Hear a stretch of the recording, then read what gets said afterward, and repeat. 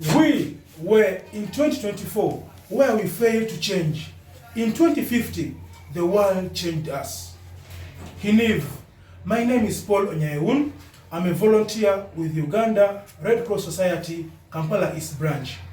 In 2024, our education system cared less about SDG 13, that is about climate action, and specifically Target 13.3, which was about improving education, awareness raising, and human and institutional capacity on climate change mitigation, adaptation, impact reduction, and early warning.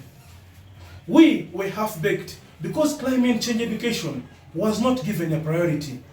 One could complete university education without any knowledge or any mention of the term climate change or anything related to it. Because of this ignorance, we innocently lost our beloved relatives, friends, and properties due to the impacts of climate change. We are in 2050. We are in 2050. I am 56 years old with 4 grandchildren and a lot of gray hair. The world has totally changed. The focus is on net zero emissions. Technology has greatly advanced. Artificial intelligence is everywhere. Everything is digitized, including houses. People have smart houses. Computers are everywhere. The increased use of digital technologies has led to new environmental risks, including the risk of e-waste and energy consumption. E-waste refers to discarded electronic devices and equipments like computers, laptops, tablets, and so many more things. Risks associated with e-waste includes toxic chemicals that contain hazardous materials like lead, like mercury, and cadmium, which has contaminated soil and water. Health risks like cancer and neurological damage. Environmental pollution. Here, improper disposal of e-waste can lead to air and water pollution. Data security. E-waste can contain sensitive personal and financial information, posing a risk to data privacy.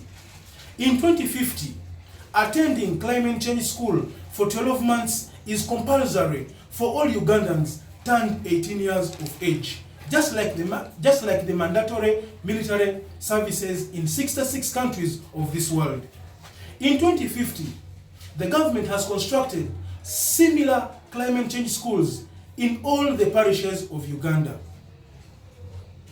A creation of more 24 parishes are projected to take place to bring the number to 70 in 2050. All climate change schools will have similar departments offering similar courses outlined in the climate change curriculum. All climate change schools will have the Department of Advocacy to offer the following courses: climate change financing to empower citizens on how to advocate for increased funding for the climate change sector; climate change justice. We shall also have the Department of Community Engagement to offer trainings on how to conduct community dialogues or climate parliaments, to train volunteers like me and others on how to engage different stakeholders on climate change issues, and to come up with workable solutions that help to mitigate and adapt to the negative impacts of climate change. Community caravans to train volunteers and other people on how to educate, raise awareness, and build capacity of institutions on climate change mitigation, adaptation, impact reduction, and early warning.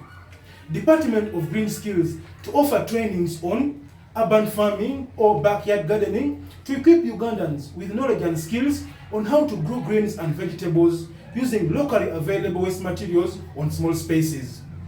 Aquaponics as a food production system that couples aquaculture, that is raising aquatic animals such as fish, crayfish, snails, or prawns in tanks, with hydroponics, that is about cultivating plants in water, whereby the nutrients rich aquaculture water is fed to a hydroponically grown plants.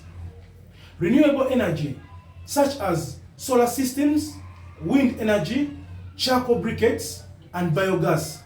indigenous microorganisms as a climate-smart method of raising animals, climate-smart agriculture, sustainable climate-resilient farming practices. We shall also have the Department of Plants and Animal Laws, and here citizens will be educated about animal and plant laws.